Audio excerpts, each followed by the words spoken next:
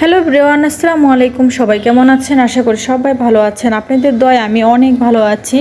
তো রান্না বাড়ি করতেছি। রান্না বাড়ি তো আমাদের মেয়েদের মূল কাজ। তো রান্না বাড়ি ছাড়া আর কি করব, আরও কাজ আছে, শুধু রান্না বাড়িই নয়। তো আমরা শহরে যেহেতু থাকি, তার জন্য আমাদের সকালবেলা ঘুম থেকে উঠে আমাদের থালা বাসন মাজা লাগে। আর আমি থালা বাসন আমি রাতেই মাজা ঘষা করে নিই, কারণ সময়ের কাজ সময়ে করলে আমার কাছে বেশি ভালো হয়। তাহলে কিন্তু ঘুম থেকে উঠে একটা প্যারা থাকে না। তো আজকে রাতের বেলাকার কাজ আমি করছিলাম না, তার জন্য থালা বাসনগুলো জমায়ে ছিল, সেগুলো আমি এখন মাজবো। তো একটা কথা কি জানেন, যারা শহরে থাকে তারাই ভালো থাকে, গ্রামে থাকলে একটা ভালোবাসা থাকে না। কারণ কার ভালোবাসা আমি বলতে চাই, কারণ শাশুড়ির কাছ থেকে যত আপনারা দূরে থাকতে পারবেন ততই আপনারা কিন্তু আদর থাকবে। কারণ যখন কাছে থাকবেন তখন কিন্তু আপনার কোনো কদর থাকবে না। কারণ আপনি দূরে থাকেন, আপনি বছরে একবার ফোন দেন, একবার কথা বলেন, ওইটাই তাদের কাছে ভালো।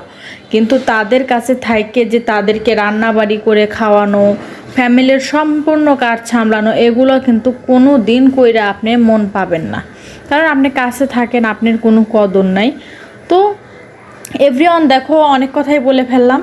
তো আমি কাজ কাম করতেছি, আর এখানে দেখো পেয়ারা এত টাটকা ছিল। এই পেয়ারা ঢাকা শহরেও যে টাটকা টাটকা জিনিস পাওয়া যায়, তো ঢাকা না থাকলে কিন্তু বুঝতেই পারতাম না।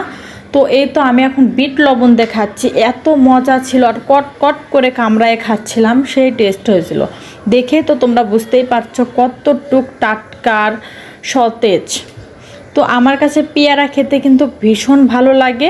আর এই দিকে দেখো বৃষ্টি, এত বৃষ্টি হচ্ছে, আবার রোদও বাড়াচ্ছে। এখানে এটা জিবলা, মানে গরুর জিব্বার মাংস খেতে কিন্তু অনেক মজা লাগে, আমার কাছে তো অনেক ভালো লাগে।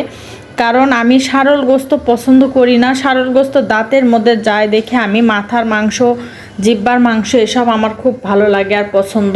তো এখানে আমরা এটা সেদ্ধ করে ওই যে উপরের একটা সাদা অংশটা আমরা ফেলে দেই, আর এখানে আমি সুন্দর করে মাখিয়ে নিচ্ছি, বসাই দিব। এটা একটা ভাজা ভাজা টাইপের রান্না করব, কারণ এগুলো জিব্বার মাংস, এগুলো ভাজা ভাজা টাইপের খেতেই কিন্তু মজা লাগে। তো আমি গরুর মাংস জাতীয় জিনিসে আমি এরকম হাতে মেখে বেশি রান্না করি, কারণ এটাই আমার ভালো লাগে। ছোটোবেলা থেকে আমি এইভাবে রান্না করা দেখতেছি, আর মজাও লাগে। কিন্তু কষায়ও রান্না করি, সব রকমের ভাবেই রান্না করি, যখন যেটা করতে মন চায় সেইটাই করি। কারণ নিজে নিজে খাবো, যখন যেটা মন চাবে সেটাই কিন্তু রান্না করা যায়। এখানে তার অন্য বাহিরের মানুষ খাচ্ছে না, আমরাই খাচ্ছি। তো এখানে দেখো ওই যে সেদ্ধ করে